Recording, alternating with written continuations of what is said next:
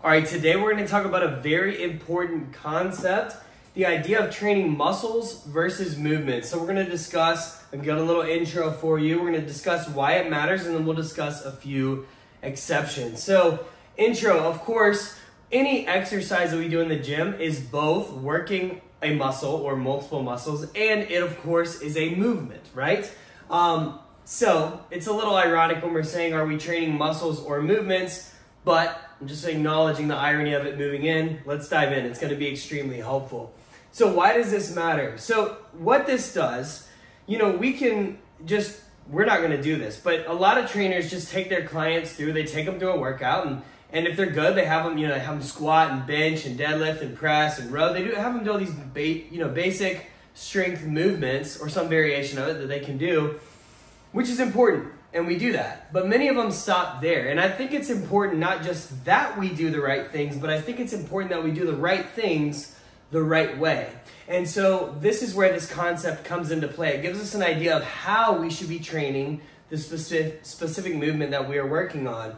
So I've got this spectrum here where over here we're training movements and over here we're training muscles. Now let me explain what that means first before I dive into the different exercises that, how each exercise is different.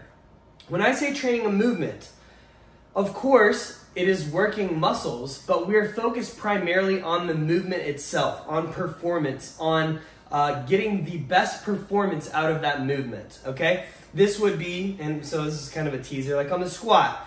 We're not thinking about, am I squeezing my quads and my hamstring, my glutes? No, your quads and hamstrings or glutes are working, but we're thinking about big breath, control it down, and explode back up its performance, okay? On the other end, you're training muscles. This is more of like the mind-muscle connection, bodybuilder, if you will. And of course, we're still trying to increase performance over time to get stronger. The goal is strength training, progressive overload, to do more over time. That's how we get people progress. But again, a different way of thinking about it, when we're doing a curl, a barbell curl, we're not like trying to explode it up as fast as possible. Yes, we want to get stronger, but we're primarily focused on getting that full range of motion, stretch, squeeze, just like that. All right, so I've broken down our exercises into what I call primary, secondary, and tertiary movements. Primary can also be your main lifts, okay? So your primary lifts are your main lifts. For most people, this is the squat, bench, deadlift, and press, or some variation of those movements that they can do. All right, then we've got our secondary movements, which are compound movements. They involve multiple joints and multiple muscles, but they're not your main lifts. Any compound movement, your secondary movements are any compound movement that is not a main lift. And then finally, we've got our tertiary movements or our isolation movements. This is anything that is single joint or very isolated to a specific muscle, curls, tricep extensions, banded glute walks, lateral raise, crunch planks, things like that, okay? So on this end, when we're talking about main lifts, the primary focus is we are training a movement, not a muscle. So when we're deadlifting, please don't have them thinking, all right, am I squeezing the erectors in my back? Am I squeezing my chest? No. You're getting a big breath, chest up, squeezing the bar tight, and squatting to your knees and throwing your hips to the bar. It's all about performance with good form. And I should just say good form before we get into performance training, muscles, all that. We want to make sure they're moving well so that they stay safe and the exercise is effective. Of course, that is goal number one. But assuming they're moving well, which they should be, then we're going to be focusing primarily on the movement, on controlling it down and exploding up and eking out every rep that we can get, or at least maximizing. Like if we're going to do an RPE 8, well, we're going to leave 2 reps in the tank. RPE 7, we leave 3 reps in the tank. That's for the RPE video. But if you're doing that, you're not going all out every time, but you are trying to truly, legitimately get to an RPE 8 where you literally only have 2 more reps left. It's performance-based. And as a result of getting stronger by training these movements explosively, then you are going to, yes, work the muscles, okay? But that's our goal there, is train movements. Now I want to come to the other side and talk about the tertiary movements, and on these we're training muscles.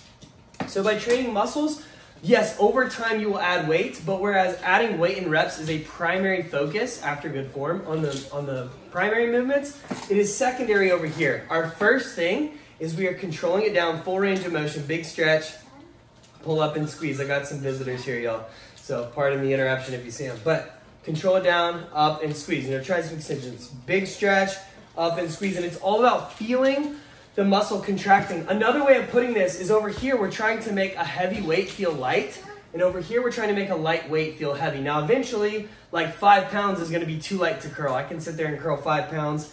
I would have to hit failure at some point, but like that's not gonna be heavy enough of a load, even if I'm trying to make it feel difficult. But again, like if I could make a pair of 25 or 35 pound dumbbells feel difficult on the curls, there's no reason for me to try to do 40s or 45s just to, bang out a few sloppy reps, okay? This type of training, these lifts are conducive to heavy and hard training. These are generally not. And then we've got our secondary movements, which are more in between. So when we're doing a push-up, we're focusing on feeling the chest working, it's controlled, and then squeezing, but it's still performance-based. So we're training the muscle with a performance mindset, a little bit of a hodgepodge in between, okay? Now, there are always exceptions. The longer that someone trains, well, let me back it up. When people first start, the goal is just move properly, right? So we're not really training explosively. We're maybe working a little bit on the mind-muscle connection, but it's primarily just, are they moving properly? But then, in the intermediate stage, then yeah, they're training their primary movements more explosively. They're training the movements. They're thinking about moving properly and getting performance, doing more. Over here, we're thinking about just training the muscles. And then, after someone's been training for a while, there are exceptions. Maybe someone's got knee issues and they don't want to train the squat explosively. Then maybe a controlled movement up and down makes sense. Train it more like this or like this. That makes sense. Know your audience. Also, if you've been training for 5 years, 10 years, you've built up a good base level of strength, maybe it's time, depending on your goals, to treat these more like bodybuilding type movements and go a little more slow and controlled. But for the vast majority of our population, our clients, their first 1 to 2 to 3 years of training, after they've learned how to move properly, it's time to start having them differentiate how they're training, okay? Treat this, make a heavy weight feel light, okay? It's all about performance. Control it down and explode up, eking out every rep you can. Over here, make a lightweight feel heavy, and it's about engaging the muscle, fatiguing the muscle as much as you can. If we help clients train like this, and we will because you're a trainer at Steel and we pursue excellence here, if you are training them with excellence and you're keeping this in mind, they will have better, more effective, and safer workouts.